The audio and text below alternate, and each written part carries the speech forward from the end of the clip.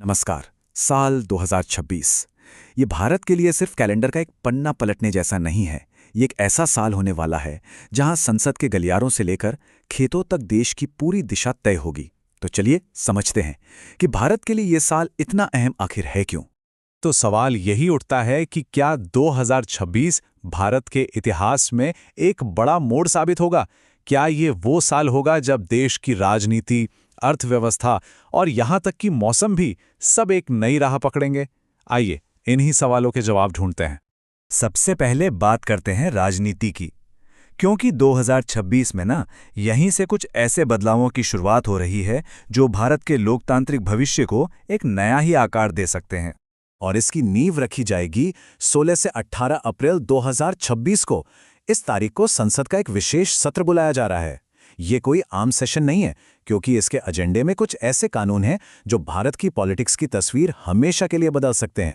और इस पूरी चर्चा के केंद्र में है ये एक नंबर 33%। जी हाँ, ये महिला आरक्षण बिल का वो प्रस्ताव है जिसके तहत लोकसभा और राज्यों की विधानसभाओं में महिलाओं के लिए 1/3 सीटें रिजर्व हो जाएंगी। देखिए, ये बिल सरकार की नारी शक्ति नीति का एक बहुत ही अहम हिस्सा है, जिसका मकसद सिर्फ सीटें रिजर्व करना नहीं है, बल्कि जैसा कि कहा गया है, महिलाओं को नेशनल डेवलपमेंट में सबसे आगे लाना है। लेकिन बिल पास हो जाना कहानी का अंत नहीं है, ये तो बस शुरुआत है। सबसे बड़ा सवाल अब यही है कि ये जमीन पर लागू कैसे और कब होगा, और इसका जवाब एक लंबी प्रक्रिया में छिपा हुआ है। और वो प्रक्रिया है परिसीमन या डेलिमिटेशन। आसान भाषा में इसका मतलब है जनसंख्या के नए आंकड़ों के हिसाब से लोकसभा और विधानसभा सीटों की बाउंड्री को फिर से तय करना, ताकि हर सांसद या विधायक आबादी के एक बराबर हिस्से को रिप्रेजेंट करे। तो इसको लागू करने का जो रास्ता है वो थोड़ा लंबा है। सबसे पहले 2026 में जनगणना होगी, फिर उस डेटा के आधार पर परिसीमन की प्रक्रिया होगी, और इस पूरी प्रोसेस के बाद ही महिला आरक्षण जमीन पर उतरेगा। यानी हमें शायद 2029 के आम चुनावों तक का इंतजार करना पड़ सकता है। पर बात सिर्फ आरक्षण तक ही सीमित नहीं है। इसी परिसीमन प्रक्रिया के साथ साथ लोकसभा की सीटों को भी मौजूदा संख्या से बढ़ाकर 816 करने का प्रस्ताव है। और ये एक ऐसा कदम है जो राज्यों के बीच राजनीतिक शक्ति के संतुलन को हमेशा के लिए बदल सकता है। चलिए अब राजनीति से हटकर अर्थव्यवस्था की बात करते हैं। 2026 में भारत की इकोनॉमी भी एक बहुत अहम मोड़ पर खड़ी है। ये एक तरह से संतुलन साधने वाला साल है। एक तरफ विकास की जबरदस्त उम्मीदें हैं, तो दूसरी तरफ ग्लोबल रिस्क भी सिर पर मंडरा रहे हैं। ये आंकड़े इसी बैलेंसिंग एक्ट को दिखाते हैं। एक तरफ फाइनेंशियल ईयर 2027 के लिए 6.6% की जीडीपी ग्रोथ का अनुमान है, जो दुनिया की बड़ी अर्थव्यवस्थाओं में सबसे तेज है। लेकिन दूसरी तरफ 4.9% की महंगाई दर का मतलब है कि आम लोगों के लिए रोजमर्रा की चीजें महंगी बनी रह सकती हैं। अब ये जो एक टेंशन है वो यहां साफ दिखती है।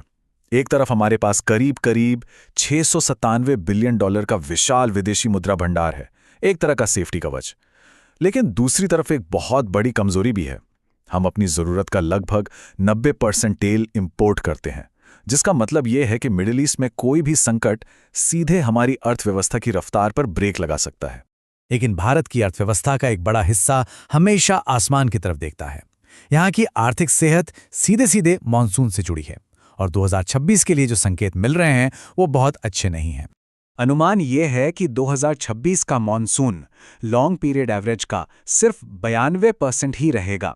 सीधे शब्दों में कहें तो बारिश सामान्य से कम होगी, और इसका असर पूरे देश पर पड़ता है। और इस कमजोर मानसून के पीछे का कारण है अल नीनो। ये प्रशांत महासागर में होने वाला एक मौसमी बदलाव है, लेकिन इसका असर हजारों मील दूर भारत पर पड़ता है, और ये अक्सर अपने साथ सूखा लेकर आता है। कम बारिश का असर एक चेन रिएक्शन की तरह होता है। सोचिए, देश की खेती का 70% हिस्सा मानसून पर निर्भर है। फसल कम होती है तो खाने पीने की चीजें महंगी हो जाती हैं, और इसका सीधा असर आम आदमी की जेब पर और देश की जीडीपी पर पड़ता है। तो इन सब चुनौतियों से निपटने और भविष्य को सुरक्षित करने के लिए भारत आखिर कौन सी दिशाएं अपना रहा है? हमारी नजर कुछ नई पहलों पर हैं, जो आने वाले रास्ते की ओर इशारा करती हैं। एक रास्ता उद्योग और टेक्नोलॉजी से होकर जाता है। गांधीनगर में होने वाली GATE 2026 प्रदर्शनी इसी दिशा में एक बड़ा कदम है। इसका मकसद 13 अलग-अलग सेक्टर्स में नया निवेश लाना है, ताकि अर्थव्यवस्था को सिर्फ खेती पर ही नहीं बल्कि दूसरे सेक्टर्स में भी मजबूती मिल सके। और विकास की ये कहानी सिर्फ बड़े उद्योगों तक सीमित नहीं है। स्टैंड अप इंडिया जैसी योजनाएं महिलाओं और SC/ST समुदाय के उद्यमियों को आगे बढ़ा रही हैं, ताकि विकास का फायदा हर स्तर तक पहुंचे। तो ये है 2026 की पूरी तस्वीर। एक तरफ राजनीति में महिलाओं की बढ़ती भागीदारी और ज्यादा सीटों का वादा है, तो दूसरी तरफ महंगाई और कमजोर मानसून का खतरा। भारत एक ऐसे चौराहे पर खड़ा है जहां हर रास्ता एक अलग भविष्य की ओर ले जाता है। सवाल ये नहीं है कि भारत कौन सा रास्ता चुनेगा, बल्कि ये है कि इन रास्तों पर चलकर वो कैसा देश बनेगा।